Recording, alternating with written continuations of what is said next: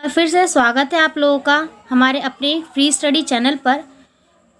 और आज की इस वीडियो में हम आप लोगों के लिए लेकर के आए हैं बीए प्रोग्राम के सेमेस्टर सेकंड का ईवीएस में बीए प्रोग्राम सेमेस्टर सेकंड के ईवीएस में जो आपका यूनिट सेकंड है ये आप लोगों का यूनिट सेकंड का पार्ट 2 है। तो इस वीडियो में ये जो वीडियो है वो आपकी पार्ट 2 है। पार्ट 1 ऑलरेडी बनी हुई है, तो आप अगर अभी तक पार्ट 1 हमारी नहीं देखी है तो सबसे पहले जाकर के उसको देखना है। ये यूनिट सेकंड है आपका, जिसमें आप इकोसिस्टम के बारे में पढ़ोगे, यानी पारितंत्र की अवधारणा और परिभाषा। इसको इंग्लिश में कहते हैं इकोसिस्टम का कंसेप्ट एंड डेफिनेशन। तो ये आप लोगों का पार्ट सेकंड है। इसमें हम जानेंगे पार्ट 1 जो थी उसमें हमने ऑलरेडी डिस्कस किया हुआ है कि पारितंत्र क्या होता है, यानी कि हमने वहाँ पर इकोसिस्टम को समझा। इकोसिस्टम हमने ऑल ओवर वहाँ पर डिस्कस किया। इकोसिस्टम के साथ साथ हमने उसके घटक भी पढ़े कि जो पारितंत्र है उसके कितने घटक होते हैं। तो हमने वहाँ पर 2 घटक उसके पढ़े थे, जैविक और अजैविक। याद हो अगर आपको, तो हमने वहाँ पर 2 घटक पढ़े थे। थोड़ी रिवीजन हम कर लेते हैं यहाँ पे। जैविक और अजैविक। जैविक वो होते हैं जो सांस लेते हैं, जो अपना भोजन स्वयं बना सकते हैं, और अजैविक जिन्हें दूसरों पर निर्भर रहना पड़ता है। पर्यावरण को लेकर के इकोसिस्टम की संज्ञा किसने दी थी, ये चीज़ भी इम्पोर्टेंट क्वेश्चन है। तो 1935 में एजी टेंसले के द्वारा जो है इकोसिस्टम का नाम दिया गया था पर्यावरण में। ठीक, याद रखना इम्पॉर्टेंट है। 1935 में एजी टेंसले के द्वारा इकोसिस्टम की संज्ञा दी गई थी।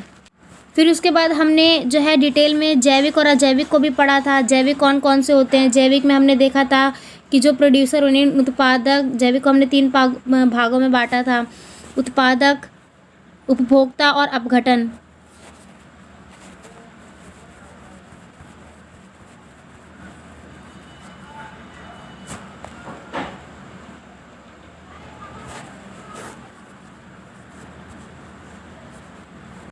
ये देखिए, जैविक को हमने 3 भागों में बांटा था, उत्पादक, उपभोक्ता और अपघटन। ये हमने वहाँ पर देखा था।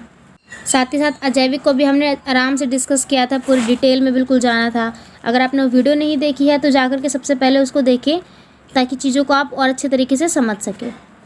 तो हम देर ना करते हुए अपनी स्टार्ट करते हैं पार्ट 2 को। हम पार्ट 2 यहाँ स्टार्ट करते हैं। सबसे पहले हम जानेंगे कि पारिस्थितिक उत्पादकता की जो अवधारणा है वो क्या है, यानी कि इकोसिस्टम में हमारे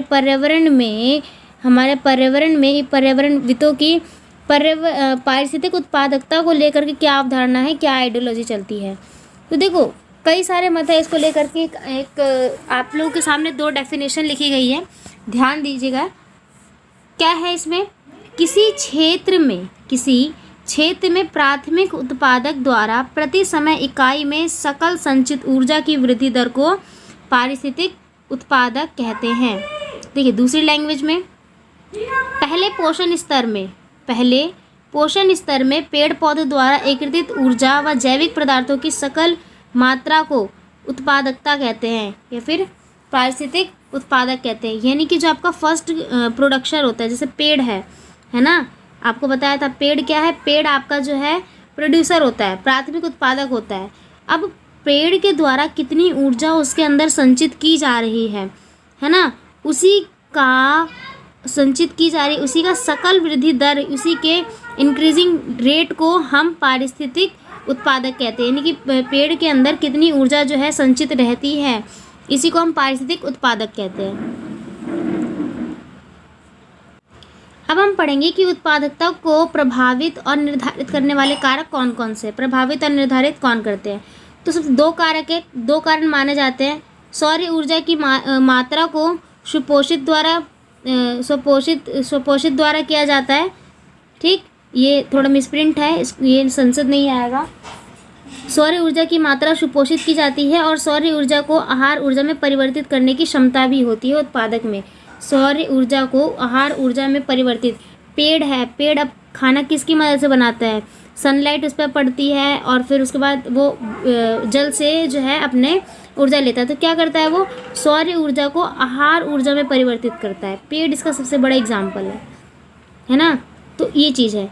उसके बाद अब आप पढ़ेंगे पारितंत्र में पिरामिड। अब हम पिरामिड स्ट्रक्चर के थ्रू पढ़ेंगे इसमें कि इकोसिस्टम में हम पिरामिड को किस तरीके से हेल्पफुल लेते हैं।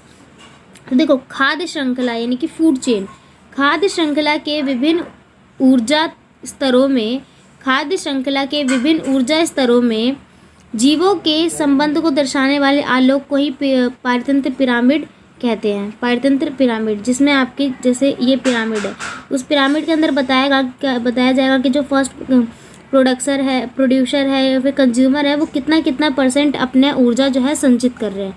किसके थ्रू बताया जाएगा? ये पिरामिड के ज़रिए बताया जाएगा। सबसे पहले इसका प्रदर्शन एल्टन ने वर्ष 1927 में किया। एल्टन ने कब किया था? 1927 में। इम्पॉर्टेंट है ये। ग्रामीण में सबसे निचले स्तर पर स्वपोषित उत्पादक होते हैं। ग्रामीण में सबसे निचले स्तर पर स्वपोषित उत्पादक होते हैं तथा सर्वोच्च स्तर पर उपभोक्ता होते हैं। ठीक, अभी आप डिटेल में समझोगे जब हम डायग्राम के थ्रू समझेंगे। पारतंत्र की पिरामिड 3 प्रकार के होते हैं। संख्या पिरामिड, जीवभार या फिर जिसे बायोमास पिरामिड भी कहते हैं, और तीसरा जो होता है वो होता है आपका ऊर्जा पिरामिड। ऊर्जा पिरामिड, बायोमास पिरामिड या जीवभार या संख्या पिरामिड। ठीक, 3 तरह की पिरामिड होते हैं। सबसे पहले पढ़ेंगे हम संख्या पिरामिड को। पोषण स्तर में जीवों की संख्या के आधार पर बनने वाले पिरामिड को ही संख्या पिरामिड कहते हैं।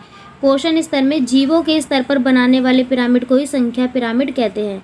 पिरामिड उत्पादक व उपभोक्ताओं के मध्य संबंध को दर्शाता है। उत्पादक और उपभोक्ताओं के यानी कि प्रोड्यूसर और कंज्यूमर के बीच का जो रिलेशन होता है उसी को हम पिरामिड के ज़रिए पढ़ते हैं। ठीक, तो ये है आपका संख्या पिरामिड। अब संख्या पिरामिड क्या होते हैं? संख्या पिरामिड भी 2 तरीके की होते हैं। संख्या पिरामिड 2 तरीके की होते हैं। एक होता है आपका उल्टा संख्या पिरामिड और दूसरा होता है आपका सीधा संख्या पिरामिड। ठीक, अभी हम उल्टा संख्या पिरामिड और सीधा संख्या पिरामिड को भी समझेंगे। यहाँ पे ये देखिए, यहाँ पर प्रॉपर एक डायग्राम बना रखा है संख्या पिरामिड का। देखिए, संख्या पिरामिड ये कौन सा पिरामिड है? सीधा संख्या पिरामिड है। कौन सा है ये? सीधा संख्या पिरामिड। संख्या पिरामिड क्या है? पोषण स्तरों में जीवों की, यहाँ जीवों की संख्या आएगा। पोषण स्तरों में जीवों की संख्या के आधार पर बनने वाले पिरामिड को ही संख्या पिरामिड कहते हैं। पोषण स्तर पर जीवों की संख्या के आधार पर बनने वाले पिरामिड को ही पिरामिड संख्या कहते हैं। पिरामिड उत्पादक और उपभोक्ता के संबंध को दर्शाता है। अब देखो, ये सीधा पिरामिड था जिसमें हम तालाब के बारे में जानेंगे, है ना। तालाब में क्या होता है? सबसे पहले पौधे होते हैं। पौधों कौन खाता है? मछलियाँ खाती है, छोटी मछलियाँ। छोटी मछलियों कौन खाता है? बड़ी मछली। ये क्या है? एक संख्या के बेस पे क्या कहते हैं इसको डिफाइन किया गया। उसी तरीके से जो आपका ग्रास फॉरेस्ट होता है, फिर ग्रास इकोसिस्टम होता है। ग्रास इकोसिस्टम पे क्या करेंगे? सबसे पहले घास होती है ज़मीन पे। घास को कौन खाता है? खरगोश खाता है। फिर खरगोश को अन्य मांसाहारी खाते हैं।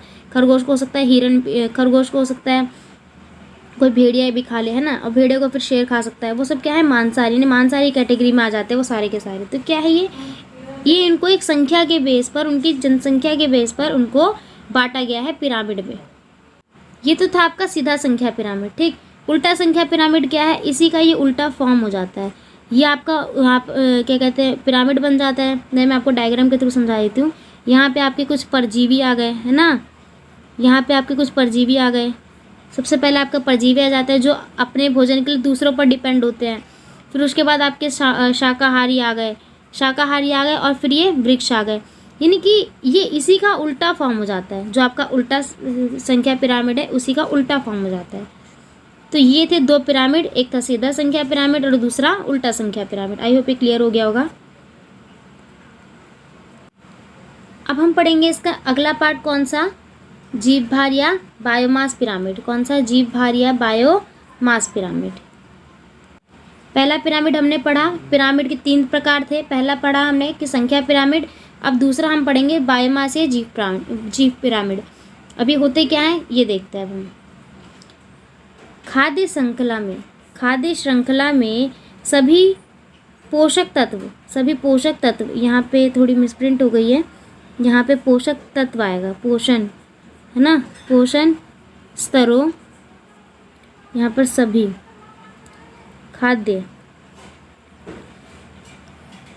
श्रृंखला में सभी पोषण स्तरों में कुल जीवों का सकल भार, यहाँ पे दोबारा एक थोड़ी मिसप्रिंटिंग हो गई है, भार आएगा यहाँ पे।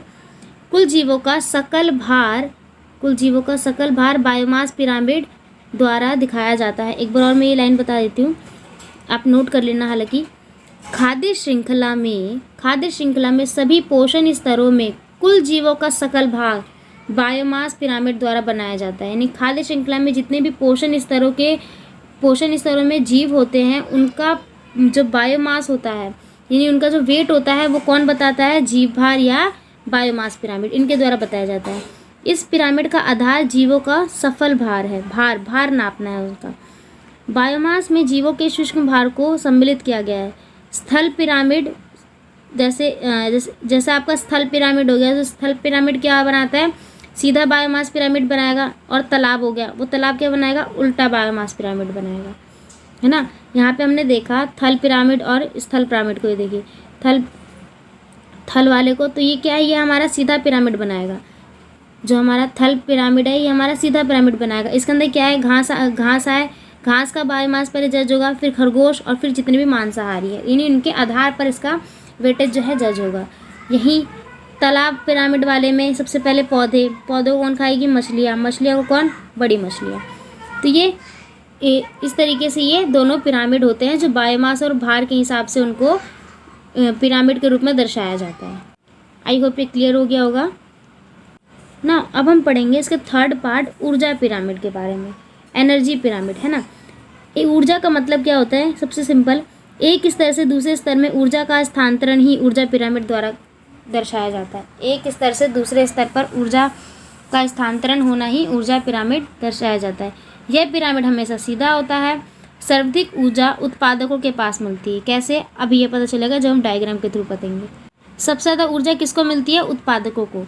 एक स्तर से दूसरे स्तर में केवल 10% ऊर्जा का स्थानांतरण ही होता है। कैसे? ये देखिए डायग्राम है। सबसे पहले कौन आता है? प्राइमरी प्रोड्यूसर, है ना। जैसे पेड़, यहाँ कौन आ गए? पौधे आ गए आप लोगों के। पौधों को कितनी ऊर्जा मिली? पौधों को मिली पूरी 100% ऊर्जा। अब पौधों को खाया किसी खरगोश या फिर किसी ने, है ना, वो कौन आ गए? आपके प्राइमरी कंज्यूमर, पहले कंज्यूम किया, उनको कितनी ऊर्जा मिली? अगर पौधे को 100% मिली, है ना, तो 100 का 10%, यानी 10% प्राइमरी सेक्टर वालों को मिली, प्राइमरी कंज्यूमर। अब प्राइमरी कंज्यूमर को सेकेंडरी कंज्यूमर ने खाया, उसको इसका 1% मिला एनर्जी का। सेकेंडरी कंज्यूमर को किसी टेरिटरी यानी कि थर्ड कंज्यूमर ने खाया, उसको 0.1% मिला। और इसको अलग लोगों ने खाया तो 0.1% के हिसाब से उनको मिली। ये जो है एनर्जी जो है लॉस्ट होती रहती है हीट में, यानी कि एनर्जी ऊर्जा में हीट होती रहती है। इसका डिकम्पोजिशन भी होता है। देखो एक चीज़ यहाँ पे बताइए, रिसाइकल के थ्रू उनका न्यूट्रिशन भी इनमें जाता है, बिल्कुल जाता है। अगर आपने पार्ट 1 पढ़ा हो तो इसको चीज़ों को अच्छे समझ जाओगे आप, है ना। तो ये 10% के रूप में ऊर्जा का स्थानांतरण होता है। ये ऊर्जा पिरामिड का ये समझ आ गया होगा, आई होप आपको। ये वीडियो थी आपकी पार्ट 2। बहुत ही जल्दी हमारी पार्ट 3 भी आने वाली है, तो आपको पार्ट 3 भी देखनी है। उसमें हम आपको इस वीडियो में हमने आपको ऑल ओवर इकोसिस्टम की आइडियोलॉजी कंसेप्ट और डेफिनेशन बताई पार्ट 2 में, है ना। और पार्ट 3 आएगी, उसमें हम आपको इकोसिस्टम के जितने भी प्रकार हैं उन सबको एक एक चीज़ को बिल्कुल विस्तार से पढ़ेंगे। तो यह आप लोगों को पार्ट 3 देखना है, जो कि बहुत जल्दी आने वाली है। बाकी बने रहने के लिए धन्यवाद। और ज़्यादा से ज़्यादा इस वीडियो को लाइक, शेयर और कमेंट ज़रूर करें। कमेंट के ज़रिए हमें ये पता चलेगा कि आपको क्या क्या चीज़ें कितनी समझ आ रही हैं, क्या क्या चीज़ें और रिक्वायर है। क्योंकि जितने ज़्यादा आप लोग कमेंट आएंगे, हम उतनी ही कोशिश करेंगे कि आप लोग के लिए बेस्ट चीज़ें प्रोवाइड करवाई जाए। ठीक, तो जितना जल्दी हो सके आप सब्सक्राइब करिए, अपने दोस्तों को शेयर करिए और कमेंट करके ज़रूर बताइएगा। बने रहने के लिए धन्यवाद।